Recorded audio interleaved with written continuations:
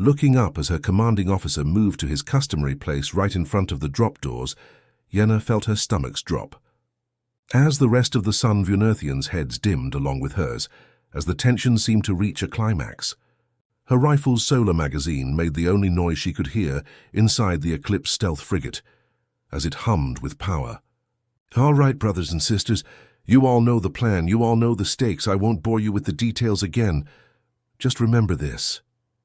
Yenna felt her determination redouble as Commander Frex said their time-honored phrase, "Let their blood run into the sand from whence it came.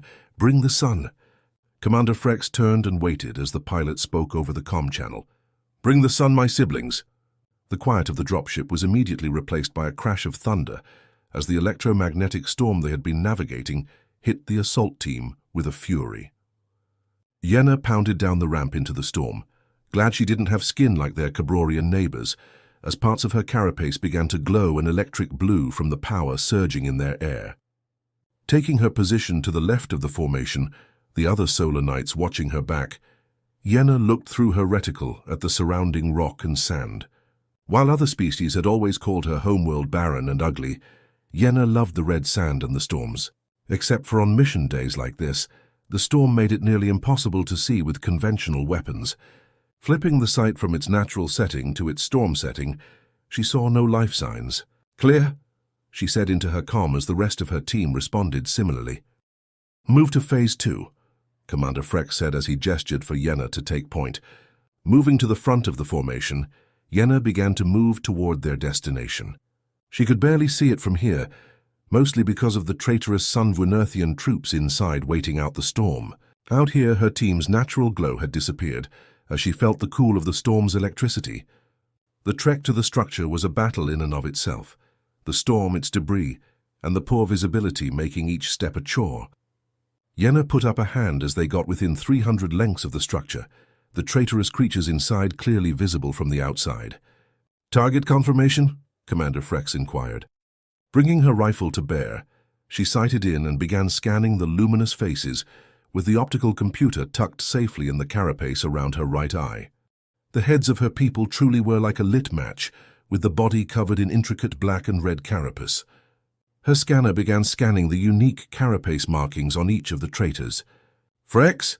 Republic Commander Edwards crackled over the comm channel, his calm human voice piercing through. "Your team in position." "Affirmative." Commander Frex responded from behind Yenna as the scanner paused on a particular creature. "Your squad?" "As ready as we will ever be. This storm would be playing ping-pong with our systems if it wasn't for your tech. Thanks for that," Edwards said light-heartedly. "Want to just take the shot then move in?" "That would likely be our best course of action," Commander Frex said after a pause upon seeing her put up a hand with one finger, indicating she had sighted the mark. "For terrorists, they sure are dumb," Edwards said. "Not even considering that someone could attack them in a storm like this. All units prepare for attack in 5-4, Commander Frex began. Yenna calmly moved her finger to the firing mechanism of her solar rifle, aiming squarely for the chest of the terrorist leader, as Frex closed in on the final number of his countdown. As he finished, everything seemed to go silent for a moment as Yenna fired. The leader of the terrorists didn't even have time to register the pain before his chest blew open. "Go, go, go," Commander Edwards yelled over the comm channel. Staying where she was, Yenna began picking off the traitors one by one, providing cover for the joint task force of Sunvuenerthian and human troops. The humans, in their matte black power armor, were first to the building, entering from two sides as they used a breaching charge on one wall before pushing another door open. She could see their rifle muzzles flash as the traitors began to fall, still confused and disoriented.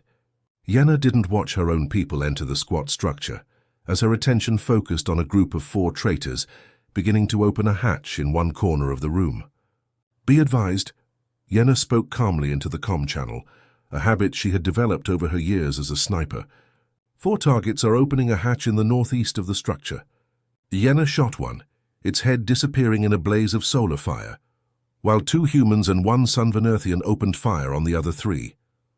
She watched as her 3 allies moved to the hatch, looked to each other, and then dropped out of her sight. Silently wishing them luck, she moved back to her grisly task, eliminating threats where she could and calling them out where she couldn't.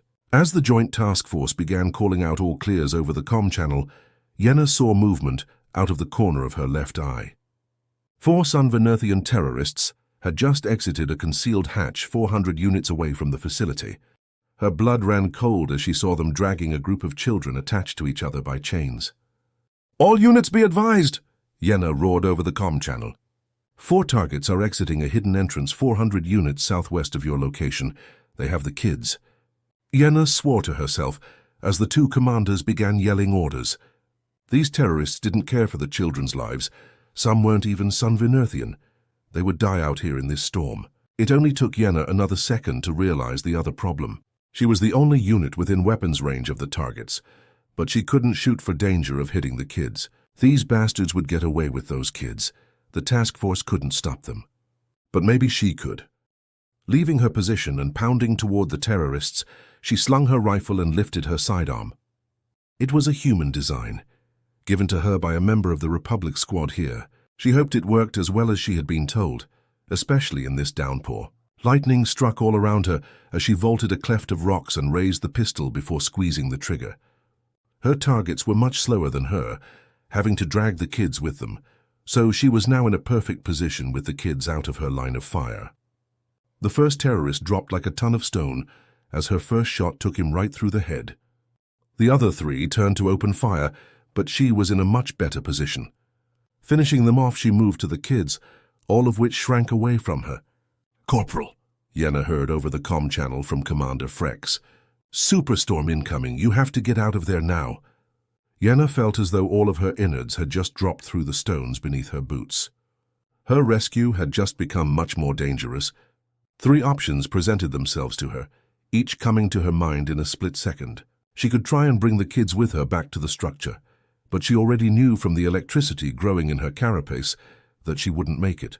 She could hunker down in the rocks and hope they survived the storm, or she could leave these kids out here to die and make it to the structure just fine. The decision was simple.